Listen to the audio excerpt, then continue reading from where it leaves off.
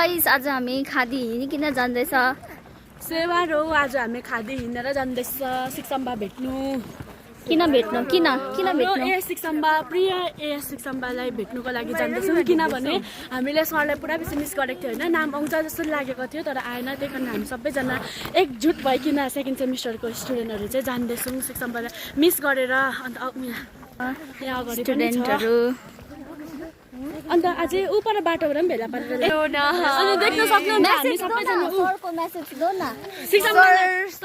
सम्झना छ तपाईँलाई होइन हामीले पुरा मिस हामीले यस्तो गरेको थियो तपाईँको नाम पनि आउँछ भनेर होइन तर